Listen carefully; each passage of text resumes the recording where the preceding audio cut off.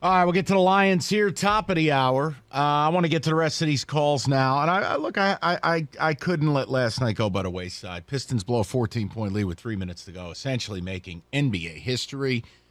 What the hell are we doing with Dwane Casey? Kenny, I know you got some ticket text. Lots of people want to rap about it, so that's what we're going to do. I was at the Pistons game last night, and I'll tell you this right now. I will never attend another game until Casey is gone. I was a big fan when he came here, but after last night, watching it with my own eyes, he is the problem. That's Bill from work. Casey needs to go. This team does nothing well. They are not improving. He does not put them in positions to succeed. They don't create opportunities. This is not tank. This is just stank. Well, that's the key. Look, I can both understand that when Cade got hurt, it was going to derail any form of a quantum leap, okay? But they were bad with him. They were really bad. And him getting hurt doesn't explain Sadiq Bey being unplayable. It doesn't explain how Killian Hayes still can't shoot 40% from the field and barely 30% from deep. It's unplayable for a guard in today's NBA. And Jaden Ivey maybe has scraped 40% from the field, maybe. He can't shoot 30% from deep. And again, don't even get me started on now what are we going to do with Bogdanović? Because I got news for you. He has no value for you winning 16 games now.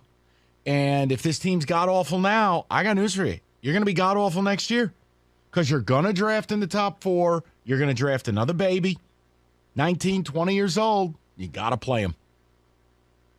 See, this is the problem. Kenny, for as much as we talk about Casey, I'm not ready to put heat on Troy Weaver, but next year becomes the year where if you don't take a meaningful step forward, what are we doing? Well, quantify that. What do you mean by meaningful? What has to happen? If they win 20 games this year, 15-game improvement, 35 games. Can you go 35 and 47? That includes making a deal, making a signing. You can't keep losing or you become what you hate. You become Sacramento. You become Phoenix pre-Chris Paul. You have to take a step. And for the better part of the last decade, this has been all 4 of our teams. Oh, yeah. I'm just so tired of it. And that's where I think it's vital. We'll get to it at 3. The Lions have an opportunity to deliver a winning record. It matters. Go with the ticket text. Go ahead. You brought up Sadiq Bey. Sadiq Bey is 6'8", Rodney Stuckey. He's where possessions go to die and doesn't have lateral quickness to be a plus defender. Not a foundational piece. Do not pay him. Oh, and here's the other thing. See, this is, I don't want to geek out, but like, what do you pay Bey? What do you do with Killian Hayes? Because if you tell me, well, Killian's garbage, well, you wasted a top 10 pick. Gone. And if you tell me you don't want to pay, here's what Bey's worth is in today's league. I wouldn't do it right now, but somebody will walk up and pay him $4.80. It's just what going rate is. If you have a pulse and you can shoot the 3, somebody's going to draw a line through this year and go, well, I'll fix him. I got to show my owner something. Go ahead. Name the big stride Casey has helped the team with. Players aren't improving. This defense is non-existent. I can't, and that's my point. I'm with you. Let's go to Mike, 97.1. What's up, Mike? Hey, Mike. How you doing, man? Good, Go Mike. Green. What's on your mind? If I have to listen to Dwane Casey talk about our program in another post-game press conference again, I'm going to lose my mind. Yeah, what is the program? What is the program? And I got to be honest, I know you just said you weren't ready to put Weaver on the hot seat, and I'm not either. But if he sticks with Casey much longer, yeah, he's going to find himself on the hot well, seat. And Mike, what do you make of what I just said, though? Like, if they have another nothing burger summer, I don't want to hear about the draft. I mean a trade, a signing. Like, Mike, they can't go out next year and win 20 games again. No, and you know what? As fun as the Grim Weaver roster purging was, I mean, this is 100% his team now. He's had 3 drafts, and what do we have? We've got Cade and maybe a nice rotational piece in Beef Stew. But what else? I mean, maybe a new coach can save Bey, but I've seen more than enough of this program, as Dwane Casey likes to call it. Yeah, Mike, if Bay continues with what he's putting up, I'll be honest, in other towns, in other organizations, he'd be a DNP coach's decision. Like, you can't play a guy shooting, 37% from the field and like 29% from deep when that's all you do. You can't play him. And you know what the worst part is? We're not losing games with Ivy on the court and Bay like finding himself. He's putting the young guys on the bench at the end, and he's running out Alec Burks, and he's trying to win. We're not trying to tank anymore. We were told before the season to tank. We had our star. Yep. We had our young core. I don't want to watch Alec Burks in the fourth quarter. I'm sorry. He's a fine bench player, but if we're gonna lose, just let us go down with the ship with Ivy and the young guys. I'm done with it. Yeah, Mike, I hear you loud and clear on it. It's why I started the show with it. And, again, obviously, Mike, you know the drill. Football's the deal, and it's what we're going to do most of. But I had to bring it up. And, I mean,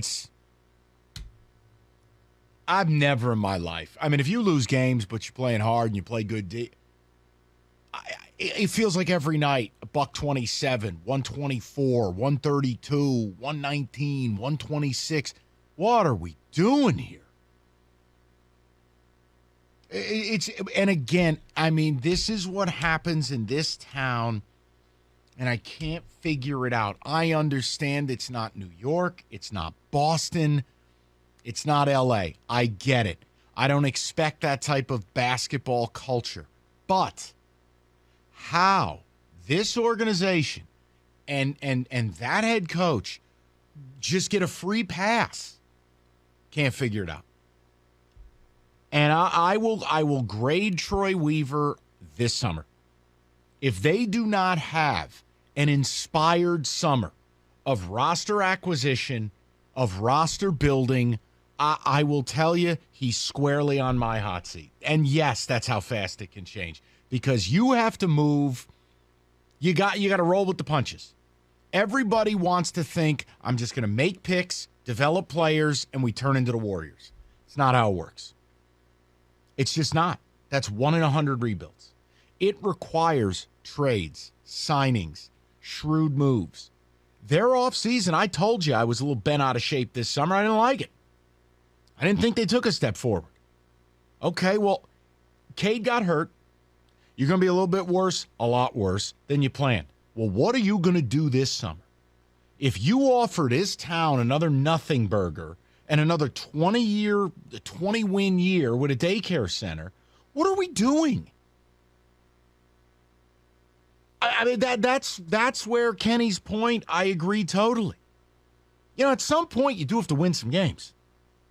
That is how we grade development ultimately, right?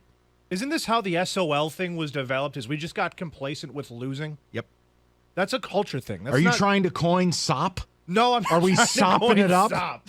No. But it worries me, the lack of winning, the lack of everything in the past. Just sopping it up. Sopping it Another up. 60-win season, just sopping up the dipping oil. I mean, it's Kenny's coining sop. Let's go to Bob, 97.1. Bobby, what's going on, buddy? Hey, Mike, I hope you had a great Christmas. Thank you, brother. Same to you. Yeah, so up until last night, I was content with the whole situation because, A, Cade Cunningham was out and we were getting our young players some experience, and I felt like we were getting closer to landing Victor W., if you know what I mean there. Yep. I was watching intently last night because I had the Clippers minus 5.5. Uh-oh. But one thing I think we're undermining here is the fact that even the Pistons TV broadcasters brought up the fact that Ty Lue waved the white flag. He put his subs in and pulled PG in those guys. And not only did we lose, we lost by double digits. Yeah, they were done. The Clippers gave up. They were done. I mean, even just like when you look at this team, what do they do well, Bob? What do they do well in your mind? I can't answer that except for the fact that I bet against them every game, and it seems like they always come out hot. but then the other team flicks a switch in the third quarter and quits playing around. All right, so the takeaway here from Bobby is he's hammering his own team and betting against them.